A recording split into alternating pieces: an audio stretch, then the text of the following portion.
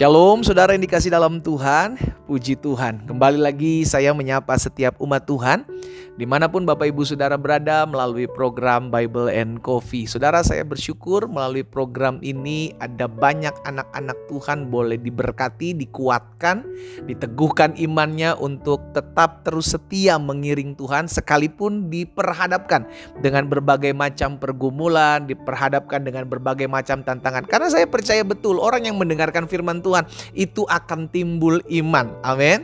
Alkitab jelas katakan iman timbul dari pendengaran dan pendengaran terhadap firman Kristus. Jadi orang yang mendengarkan firman akan tetap kuat menghadapi tantangan karena dengar firman timbul iman. Sehingga pada akhirnya kita sanggup, kita kuat menjalani hari-hari hidup kita bersama dengan Tuhan Yesus. Puji Tuhan. Saudara yang dikasih dalam Tuhan, kita akan sama-sama kembali merenungkan firman Tuhan. Kita berdoa, kita datang kepada Tuhan. Kami mengucap syukur ya Bapa yang baik buat setiap kemurahan Tuhan, buat setiap kasih setia Tuhan, buat setiap anugerah Tuhan dalam kehidupan kami. Kami sadar betul kalau hari-hari ini bukanlah hari-hari yang mudah untuk kami jalani. Tetapi kami percaya Tuhan Yesus mampukan kami untuk kami tetap terus dikuatkan menghadapi setiap pergumulan kami. Kami buka hati kami untuk firman-Mu. Roh Kudus sampaikan sesuatu bagi kami supaya kami mengerti akan kebenaran yang memerdekakan kami. Di dalam nama Tuhan Yesus Kristus kami berdoa. Haleluya. Amin. Amin. Puji Tuhan.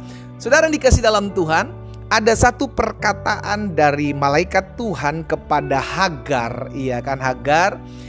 Ketika Hagar lari dari Sarah, saudara dikasih dalam Tuhan. Dan perkataan ini yang akan kita pelajari sama-sama ya dalam Kejadian pasal 16 ayat yang ke-9.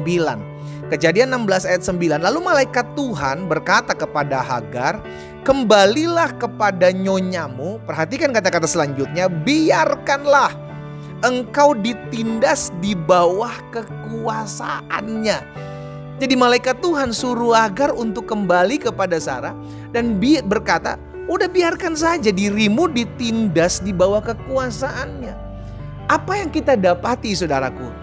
Terkadang Tuhan mengizinkan kita untuk ada dalam tanda kutip ya penindasan loh. Sehingga akhirnya kita menyadari, loh kok Tuhan izinkan kami ditindas ya, Tuhan izinkan kami difitnah, Tuhan izinkan kami disiksa, dianiaya. Tapi seakan-akan tidak ada pertolongan yang berasal daripada Tuhan. Inilah yang dialami Hagar saudaraku. Sehingga Hagar disampaikan oleh firman Tuhan, oleh perkataan malaikat Tuhan, balik pulang ke nyonyamu, biarkan engkau ditindas di bawah kekuasaannya. Mungkin dia bertanya-tanya, ini apaan sih nih? Masa dia suruh izinin saya ditindas? Loh harusnya dia yang bela saya kok. Harusnya dia yang tolong saya kok. Terkadang Tuhan izinkan kita saudaraku untuk ditindas dalam tanda kutip supaya kita belajar. Makanya pemazmur katakan, saudara yang dikasih dalam Tuhan, dalam Mazmur 119 ayat 71. Pemazmur bilang begini, bahwa aku tertindas itu baik bagiku. Nah pemazmur udah tahu kuncinya. Ternyata diizinkan Tuhan untuk ditindas ada sebuah pembelajaran. Makanya dia katakan supaya aku belajar ketetapanmu.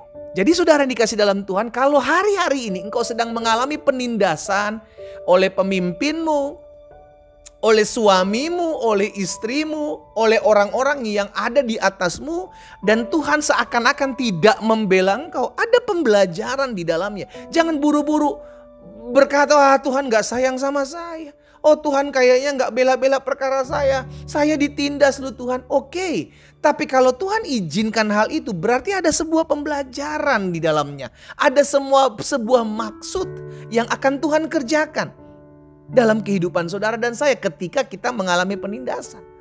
Saya ajak setiap umat Tuhan untuk membiarkan diri kita ditindas.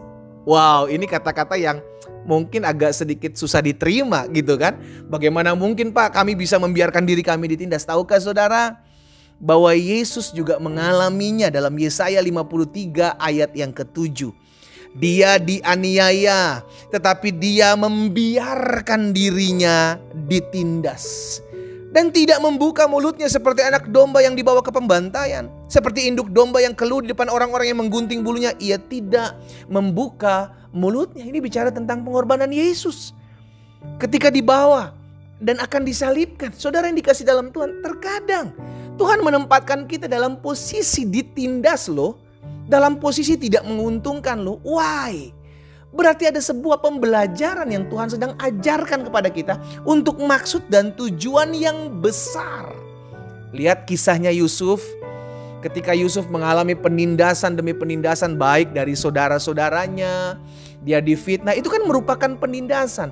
Tetapi di akhir kisah Yusuf, Yusuf menyadari bahwa Tuhan pakai segala sesuatu ada maksudnya. Apa itu? Untuk mempersiapkan umat Tuhan dipelihara di tanah orang Mesir. Saudara yang dikasih dalam Tuhan, di balik setiap keadaan, bahkan penindasan sekalipun, Tuhan bisa pakai segala sesuatu yang terjadi untuk mendatangkan kebaikan buat setiap kehidupan kita. Yang saya percaya, sekalipun ada penindasan terjadi dalam hidup anak-anak Tuhan, namun tetap pembelaan itu terjadi. Dan itu terbukti ketika bangsa Israel ditindas. Saudara yang dikasih dalam Tuhan, apa yang Alkitab katakan ketika bangsa Israel ditindas oleh orang-orang Mesir, mereka diperbudak, semakin hari mereka semakin dibuat kerja rodi. Apa yang Alkitab catat dalam Keluaran pasal yang pertama ayat 12. Coba saudara lihat. Tetapi makin ditindas, makin bertambah banyak dan berkembang mereka, sehingga orang merasa takut kepada orang Israel itu. Betul keberadaan mereka ditindas. Betul keberadaan mereka seakan-akan tidak mengalami keuntungan, mereka disusahkan, mereka dirugikan. Tapi Tuhan tidak pernah tutup mata. Tuhan tidak pernah lipat tangan. Tuhan membela perkara saudara dan saya. Ketika kita ada dalam keadaan tersudut, kita dalam keadaan ditindas, kita dalam keadaan dirugikan. Jangan pernah berkata Tuhan kayak gak buat apa-apa deh. No. Engkau yang sudah berserah hari-hari ini, engkau yang sudah berdoa hari-hari ini. Engkau yang sudah bahkan berpuasa tapi engkau masih melihat keberadaanmu, belum ada jalan keluar, belum ada perubahan. Satu hal yang saya mau sampaikan sebagai hamba Allah, Allah turut bekerja dalam segala sesuatu untuk mendatangkan kebaikan buat orang-orang yang mengasihinya. Dimanapun saudara berada hari ini, biarkan dirimu ditindas. Nggak usah bela diri, kita tahu pembelaan kita datangnya dari Tuhan kok. Kita tahu pertolongan kita datangnya dari Tuhan. Mungkin kita bisa membela diri, kita bisa pakai orang-orang yang mungkin kita kenal untuk membela perkara kita, untuk menolong kita agar kita tidak ditindas. Tapi hari ini izinkan, kalau Tuhan memang sedang mengizinkan kau ditindas sama seperti Hagar, ditindas di bawah kepemimpinan Sarah, di bawah sebagai seorang hambanya, maka itu ada maksud dan tujuan Tuhan. Untuk apa saya ditindas? Agar saya belajar ketetapan-ketetapan Tuhan. Kenapa Tuhan izinkan saya ditindas? Agar kita lebih bergantung kepada Tuhan. Kenapa Tuhan seakan-akan membiarkan saya ditindas? Agar kita menyadari bahwa orang-orang yang bergantung dan berharap kepada Tuhan tidak akan pernah dikecewakannya. Izinkan dirimu ditindas. Kalau memang itu sedang dialami oleh dirimu, berharap pada Tuhan. Kalau itu sedang kau alami hari-hari ini, jangan menggerutu, jangan komplain dari Tuhan. Karena Tuhan pasti pembela kita, akan tetap turun tangan, akan tetap membela perkara kita. Karena orang-orang yang tertindas dan berseru kepada Tuhan, maka Tuhan yang menjadi pembela dan Tuhan yang menolong setiap kita. Kita berdoa, kita datang kepada Tuhan.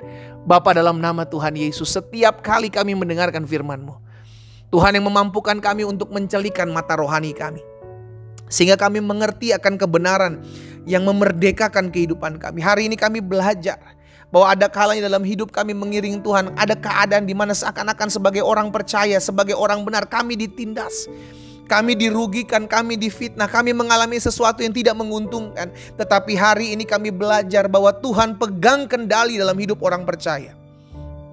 Dan apapun yang Kau buat selalu baik bagi kami. Bapak, hamba berdoa buat setiap anak-anak Tuhan yang mungkin hari-hari ini, baik Engkau sebagai seorang suami, sebagai seorang istri, orang-orang muda, Engkau seorang bawahan, Engkau yang hari-hari ini mungkin sedang mengalami penindasan dari orang-orang yang memimpinmu, orang-orang yang ada di atasmu. Hari ini hamba berdoa bagi mereka dalam nama Yesus. Biarlah Tuhan nyatakan kasih dan kuasa Tuhan. Tuhan beri kekuatan, Tuhan berikan keteguhan hati untuk mereka tetap terus berpegang dan percaya kepada Tuhan. Hamba-Mu berdoa bagi mereka di dalam nama Tuhan Yesus Kristus. Hamba juga berdoa buat yang sakit. Hamba percaya disampaikan firman, disembuhkan setiap mereka, dinyatakan pada mereka pada saat ini. Dan mereka yang sakit Tuhan jamah dan sembuhkan, sebab oleh bilur-bilur-Mu kami yang sakit sudah dijamah dan disembuhkan Tuhan. Terima kasih Bapa yang baik. Kami berdoa dan kami bersyukur di dalam nama Tuhan Yesus Kristus. Haleluya. Amin.